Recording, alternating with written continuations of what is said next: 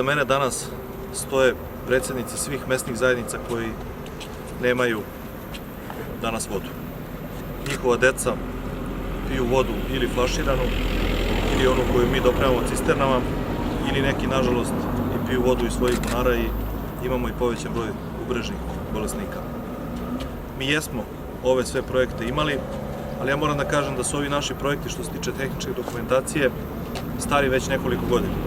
Nekoliko puta smo obnavljali građevinske dozvole, zato što u direkciji nije bilo sluha da taj narod tamo postoji. Danas je sa nama čovek, gospodin Vesić, koji ne postoji selo, i ne samo u Obrenovcu, jer mi nismo sebični, nego i u Lazarevcu i Barajevu, u kome on i gradska vlast nisu bili. I nekada se na projekte direkcije čekalo da bude jedan u 5 godina, a danas imamo jedan nedeljno. Svedoci ste svi svega toga, i kanalizacionih i vodovodnih radova, i radovi koji su omogućili da Baljevac, Konatice, Draževac, delovi Mislođina, delovi Poljana, sva sela koja gravitiraju Ibarskom magistrali dobiju vodu, su garant da će i ovi meštani skoro do Uba praktično dobiti vodu.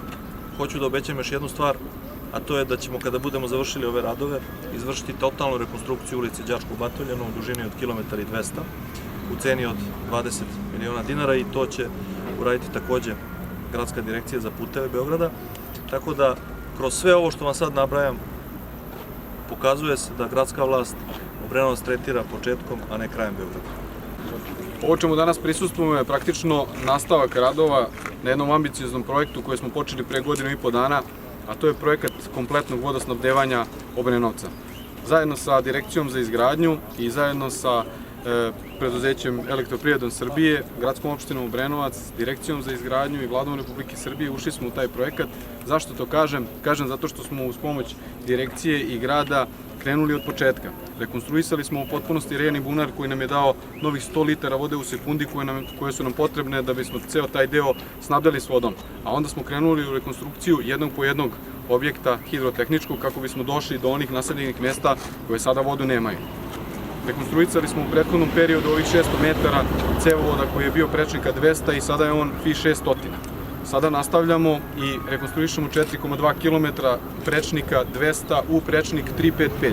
A onda dolazimo do javnog preduzeća Elektroprivrede Srbije koja nam je izašao u susret i koji će nam obezbediti parcelu na kojoj će biti booster stanica koja će praktično da gura vodu u drugi deo opštine koji sada je bez vode.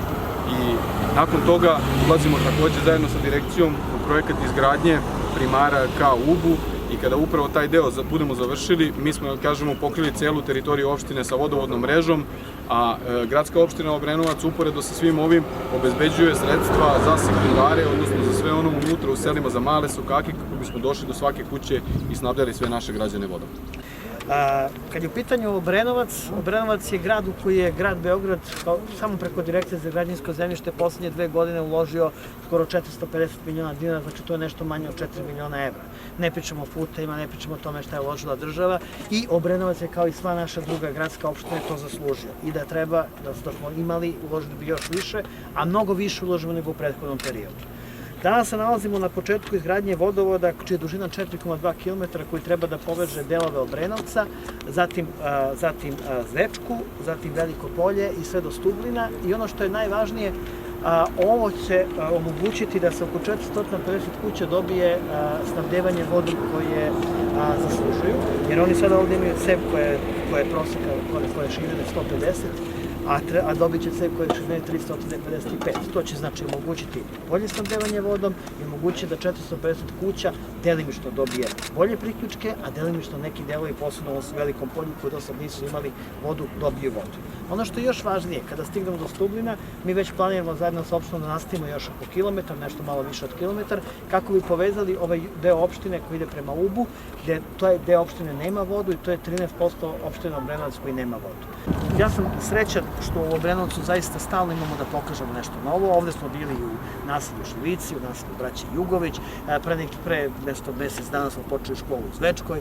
Ovo je opština u kojoj svaka škola ima fiskulturnu salu, ali između ostalog Obrenovac se ovako menja i napreduje zato što ima rukovodstvo koje se bori za Obrenovac, koje se trudi da samostalno uradi sve što može i koje je vrlo uporno i vrlo dosadno kad su u pitanju interesi Obrenovca i trude se da dobiju novac da bi nastali projekat. Evo mi ovaj projekat još nismo završili, oni su već u Direkciji za građevinsko zemljište urgirali da se dobiju novac za nastavak projekta i kad se neko tako trudi, oni dobiju novac i kad je neko uporan da odbrani, da zaštiti interese svojih sugrađana, onda grad to i finansira. Prema tome, sve ovo što vidite u Obrenovcu da se uradilo nije moguće bez zajedničkog rada, ali timskog rada grada Beograda i gradska opština Obrenovac i naravno Vlade Republike Srbije, jer mnogi od ovih projekata, ovaj konkretno ne, ali mnogi drugi projekti zavise od Vlade Republike Srbije i Vlada Republike Srbije zaista kad je u pitanju Obrenovac Neštevice pomaže, vi to najbolje znate ljudi koji žive u Obrenovcu, šta je sve ovde uloženo posle velike katastrofe iz 2014. godine, ali naprosto s obzirom u kakvoj situaciji je bio Obrenovac i moralo da se uloži i trebalo da se uloži.